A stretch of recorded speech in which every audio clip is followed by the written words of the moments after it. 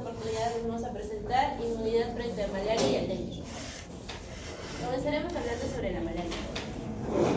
La malaria es una enfermedad producida por el mosquito Anopheles hembra y este a su vez es parasitado por el parásito, el Plasmodium, que tiene 4 especies que afectan al ser humano. Está el Plasmodium ovale, que no causa una infección grave, el Plasmodium malariae, que puede causar glomerulonefropatía, pero tampoco es tan grave. El Plasmodium vivax es frecuente en Asia, América del Sur y en Oceanía, pero el principal es el Plasmodium falciparum, que es el que causa manifestaciones clínicas más graves.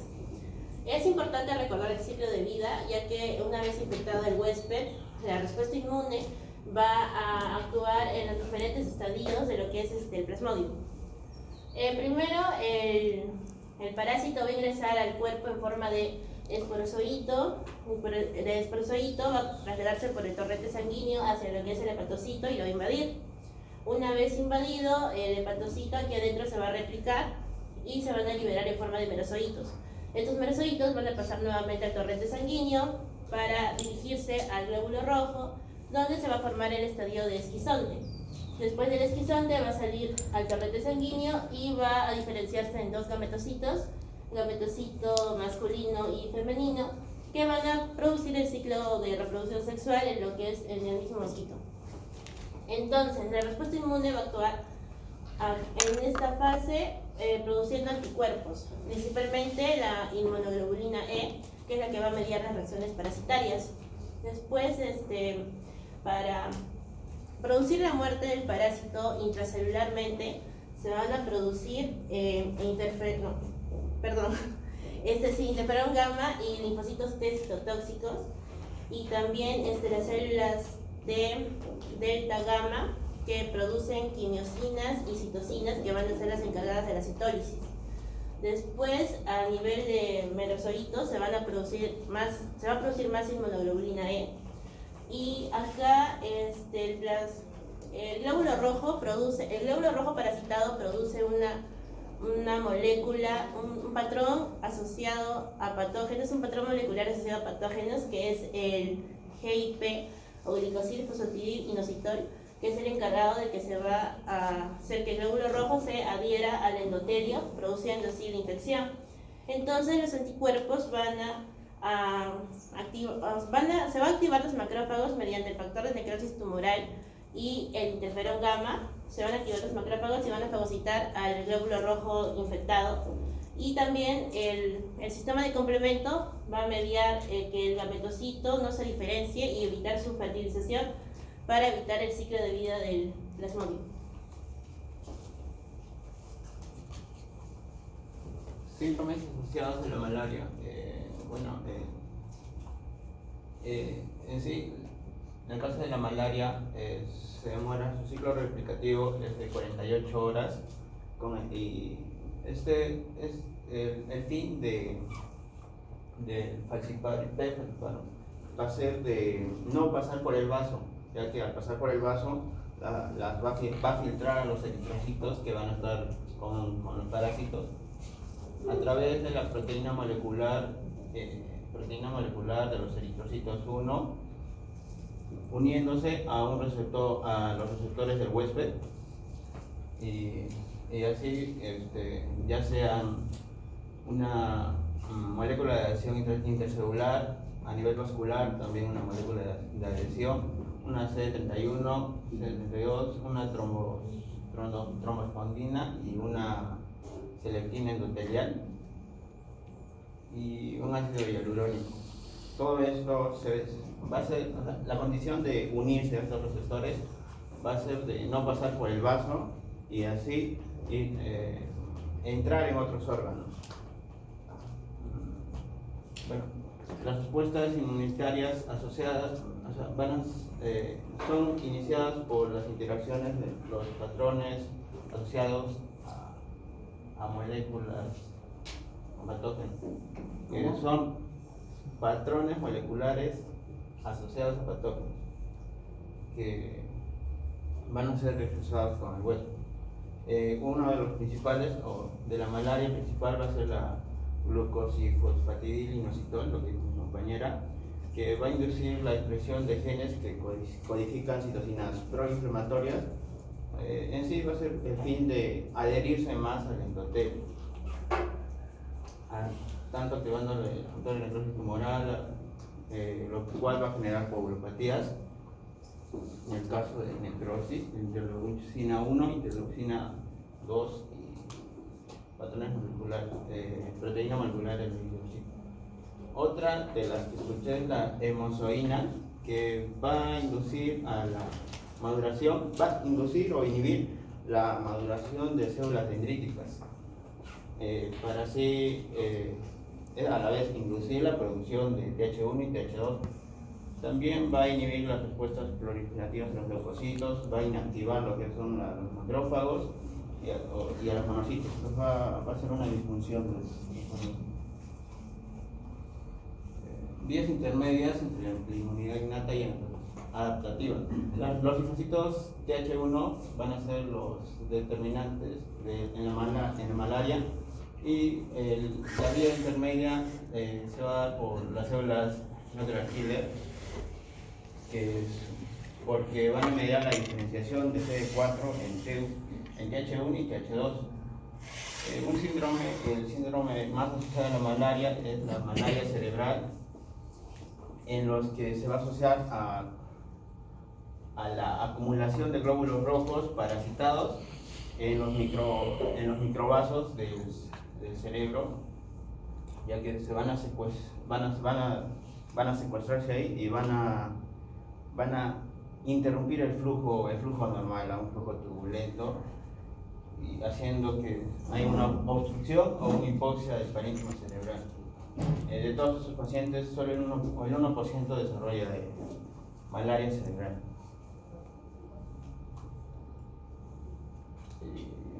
Bueno, entonces, en el caso de malaria cerebral, se dice que se desarrolla, esta es otra teoría que se desarrolla a través de la liberación, de activación del factor de necrosis tumoral, que va a producir alteración en las funciones de las células endoteliales del cerebro, ya sea uniéndose al endotelio o liberando moléculas.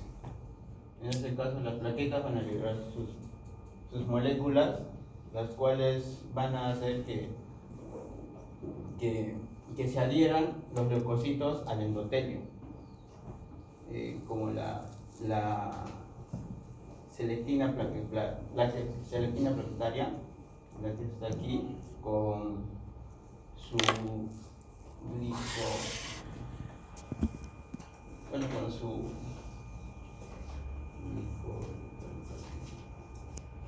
a la parte con su receptor, igual a CD40 con lo mismo. Y lo que va a hacer todos los pesos de las moléculas de las plaquetas van a alterar lo que es la permeabilidad del endotelio, van a aumentar la apoptosis y va a disminuir la actividad eléctrica, y a la vez la adhesión va a hacer que se adhieran más los leucocitos y los glóbulos rojos parasitados. Respecto a la anemia grave por malaria, que es una de las complicaciones con mayor mortalidad, sabemos que si hay anemia se puede dar por mayor destrucción o una supresión de su formación. Respecto a la destrucción de los glóbulos rojos, de los que son parasitados por los merozoitos, se va a dar por la ruptura de estos glóbulos rojos para poder liberar a los merozoitos, pero en caso de los no parasitados se da porque va a liberar sustancias que van a causar la oxidación de estos glóbulos rojos o complejos con inmunoglobulina G. Esa molécula que es un compañero, el ligando de la glicoproteína de la P-selectina. ¿Entiendes, no? La que se une a la P-selectina, no está la mancha negra. Glicoproteína P-selectina. Es el ligando, la L es el ligando, la G es de glicoproteína de la P-selectina. ¿Okay? tiene un gen que está dentro del cromosoma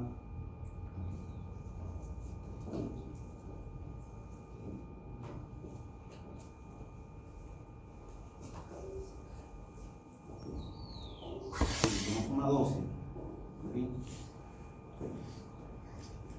Y esos son importantes para la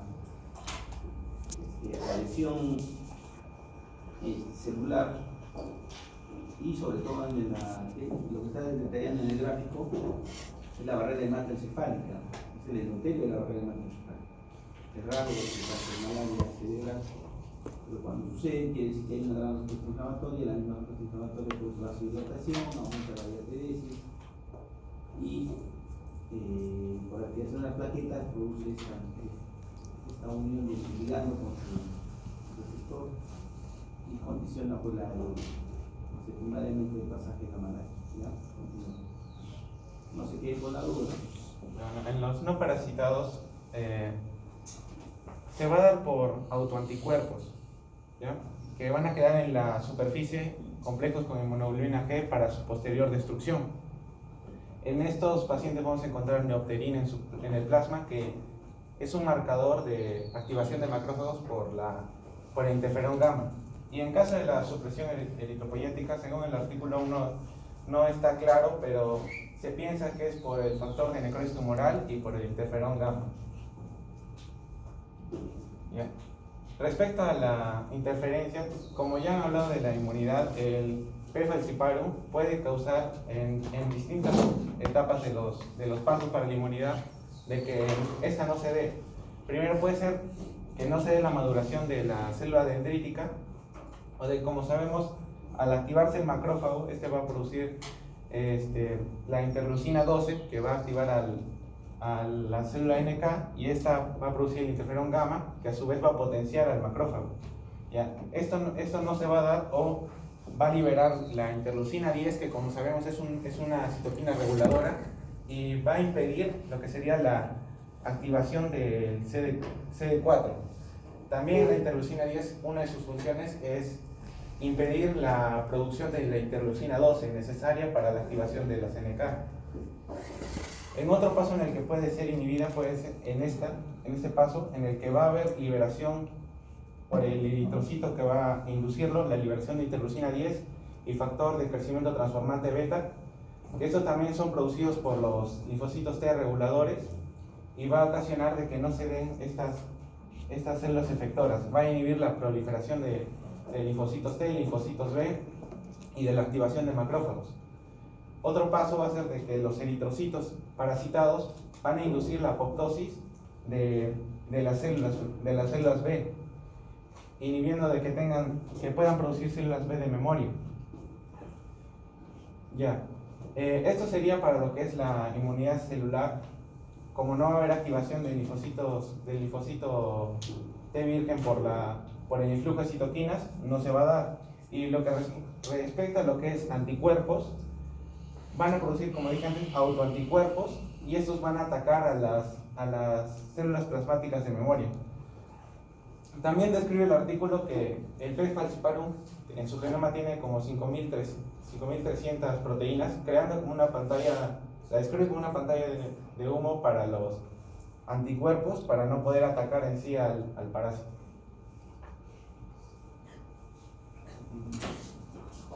El dengue.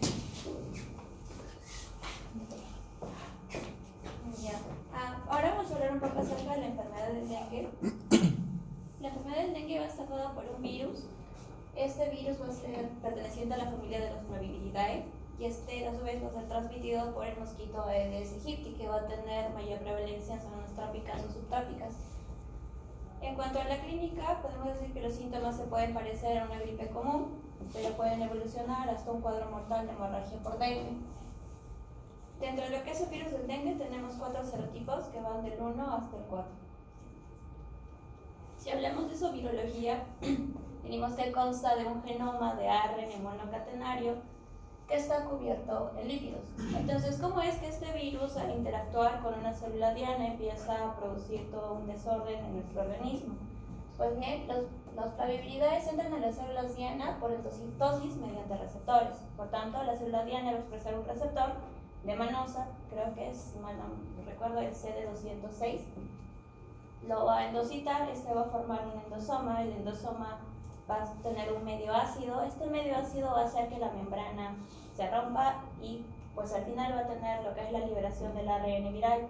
Este ARN viral va a ser traducido y va a producir poliproteínas, y estas poliproteínas van a ser procesadas por proteasas que también van a ser traducidas o producidas por el ARN viral, tales como la NS2B o NS3, que van a romper, por así decirlo, las poliproteínas, generando 10 proteínas, 3 proteínas estructurales y 7 proteínas no estructurales. Las estructurales van a formar la membrana, el núcleo y el cápside, mientras que las no estructurales pues van a ser las que al interactuar con la respuesta inmune van a generar pues todas las reacciones o una respuesta.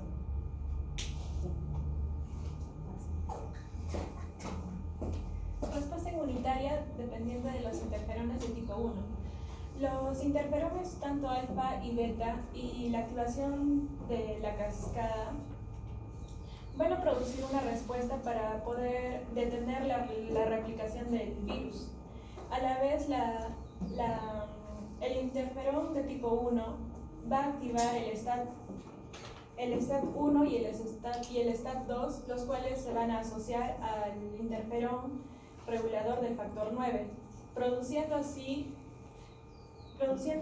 el interferón estimulador del gen del factor 3, los cuales se van a unir a los elementos de respuesta. A la vez, el virus del dengue necesita del complejo catalítico NS2B3 activo para poder antagonizar la respuesta y la producción de los interferones de tipo 1. Respuesta citotóxica y fagocítica. Las células natural killer sensan la presencia del complejo de mayor de histocompatibilidad de tipo 1. También las natural killer activadas van a producir interferones gamma que van a participar en la activación de los macrófagos. Una baja expresión de los natural killer van a producir la eliminación de la célula, ya sea por una vía secretora que va a depender de los granzimas o una vía no secretora que depende del factor CD95 para inducir la apoptosis celular. También hay flavivirus que van a inducir la sobreexpresión del complejo mayor de histocompatibilidad de tipo 1 para impedir la activación de las células natural killer. El sistema de complemento.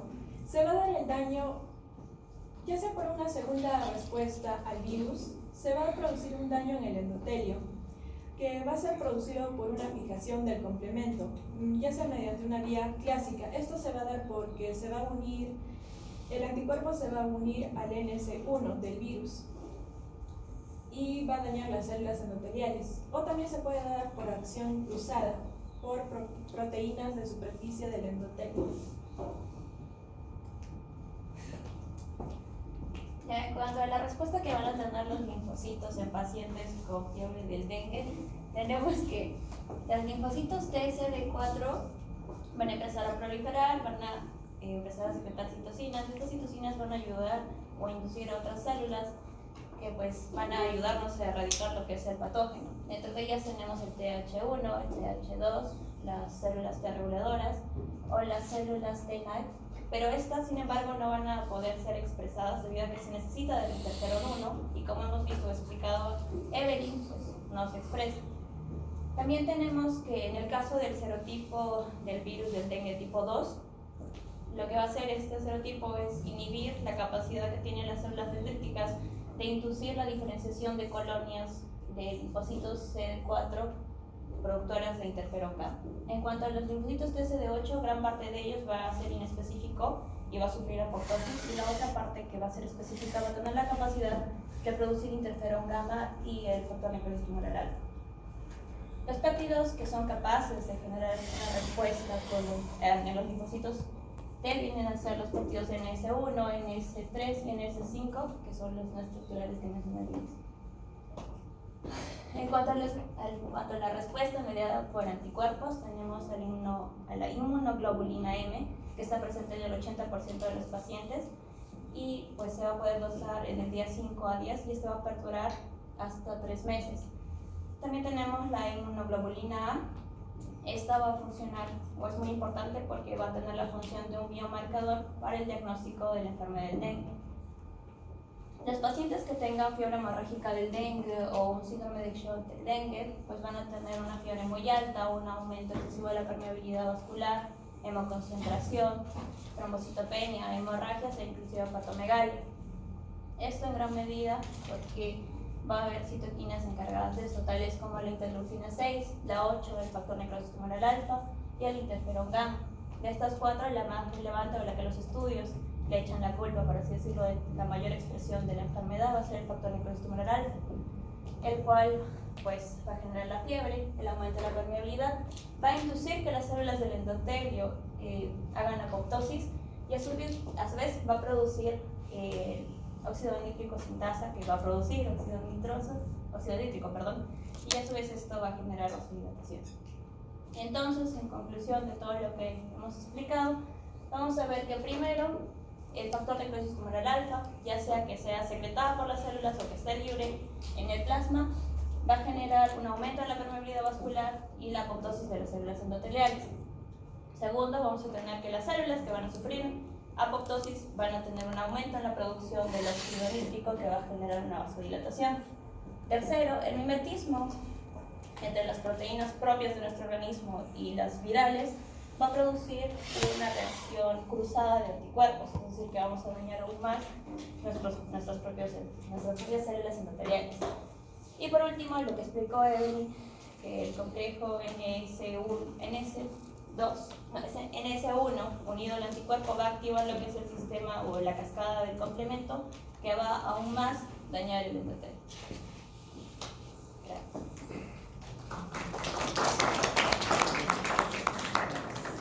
Malaria. Andrea Yankee. Andrea Yankee. Edward. ¿Qué más? Y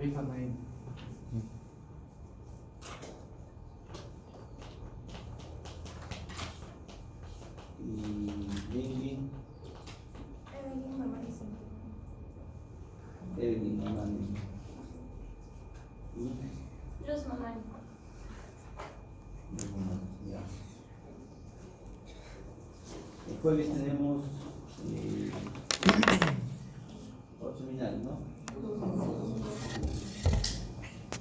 Muy importante, si ustedes se dan cuenta, tanto en VIH, hepatitis, malaria, dengue,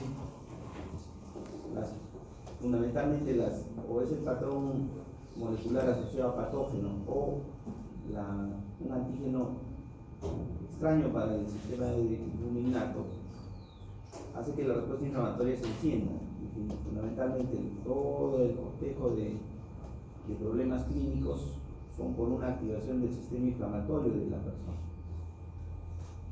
¿Qué quiero decir con esto? Que la mayor parte generalmente se produce por respuestas inflamatorias hiperreactivas frente a una infección. ¿Ya? El cuerpo es una fuente importante de reconocimiento de sus propios patrones, reconocimiento de sus antígenos propios, reconocimiento de la autogenicidad y que permite finalmente no adquirir un antígeno extraño, no somos tolerantes a un antígeno extraño, ¿no? En el caso del VIH, la hepatitis son virus, los virus que se integran a la parte genética de las células. En el caso de malaria y el dengue, generalmente son parásitos que utilizan nuestras células huésped para poder tratar de replicarse. Sin embargo, durante este proceso, la reacción inmune es inmediata, pero es hiperinmune, que causa finalmente un daño y una lesión. En el caso del dengue, fundamentalmente las lesiones a nivel del endotelio. Fundamentalmente las lesiones inflamatorias en el endotelio causan por eso hemorragia, trombocitosis, trombocitopenia, aumento de la permeabilidad, edema, insuficiencia renal, insuficiencia pulmonar y finalmente el paciente muere por hemorragia. Y como ustedes van a detallar a su compañera, hay gran activación del complemento y generado por esa proteína NS1 que causa un gran daño endotelial y eso predispone a una coagulación intravascular discriminada.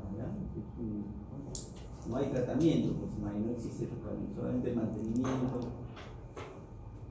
Sería importante, ¿no?, que en las zonas endémicas donde hay dengue puedan contar con unidades de cuidados intensivos totalmente equipadas, ¿no?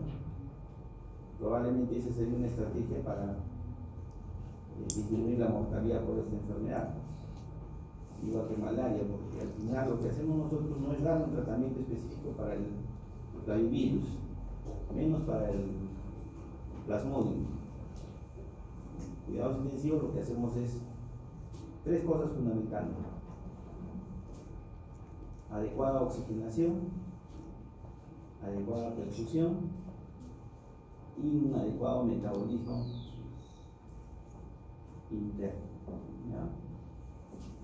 Eso es lo único que hacemos: que el paciente ventile bien, que oxigene bien, la parte de perfusión, que la presión arterial esté bien, que no haya hipotensión, que haya un buen flujo urinario y obviamente los componentes hematológicos estén adecuadamente: tiempoprotomina, tiempopromoplastina, fibrinógeno y plaquetas, ¿no? Nada más, eso es todo. Si mantenemos esas variables tienen que mantenerse durante las 24 horas. No podemos dormir, no podemos dejar de venir a clases por eso. Es lo mismo, lo que va a pasar es lo mismo. Fundamentalmente los problemas suceden cuando nosotros no hacemos una adecuada vigilancia y menos hacemos un diagnóstico adecuado del paciente. Y lo más terrible es ser de escritorio, ¿no? Yo veo ya a muchos colegas que lo único que hacen es limpiar la boca, de lejos lo mismo, ¿no? Tenemos que acercarnos al paciente, hay que evaluar al paciente, hay que tocar cómo está la temperatura, cómo está la perfusión, cómo está el llenado capilar, cómo está su estado de hidratación, orina, no orina. Hay muchos dolores abdominales, vienen a la emergencia y nadie le pregunta al paciente: oiga, ¿cuál es su hábito defecatorio? Hay pacientes hospitalizados, hay 2 o 3 días. Señor o señora, ¿desde cuándo no le hacen ecografía, radiografía, dilatación de asa delgada, dilatación de asa gruesa, tomografía, las asas dilatadas y con contenido fecal? Señora, ¿hace cuánto ya está en trabajo? Ah, sí, yo hace 3 días. Listo. Enema. Segundo, positivo, no es positivo. 1 más. Listo. Se fue la distensión, se fue el dolor, se fue la molestia, se vaya. 3 días hospitalizado, quitando la cama para alguien que realmente no necesita. A ver, lean el domingo pasado, lean en la, creo que así, en el correo, creo que así. Busquen, o sea, a ese estado queremos llegar. A ver.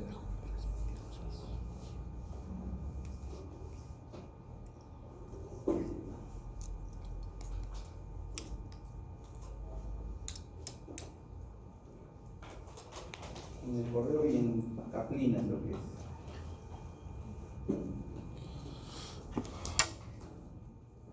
Un comunicador social alaba a los químicos farmacéuticos, ¿no? Dice que es mejor irse a un químico farmacéutico de confianza, de la botica, porque hace años acá en Tacna se hacía eso, ¿sí?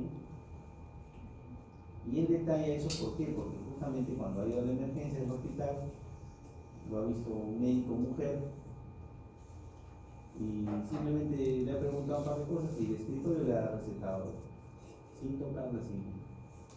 Oigan, ¿qué les pasa? O sea, eso podría aceptarle un hombre, pero las mujeres son delicadas. O sea, las mujeres tienen buen carácter, tienen buen genio, son las más tolerantes y más comprensibles, son las que con más cariño deben tratar a los pacientes. En el caso de los varones, acuérdense de su madre, pues, dando cuenta que es su mamá la que están viendo. Pararle, señora, a ver qué problema tiene, ahora usted la boca, le miro la nariz, le miro el oído, tiene usted sangrado por el oído. Cuando usted estornuda, le suenan los oídos. Cuando tose, ¿de qué color es la flema? Amarillo, verde, blanco, rojo. ¿De qué color es, señor? ¿Es la primera vez? ¿Es la segunda vez? Inúndenlo de preguntas. Todas esas preguntas son importantes.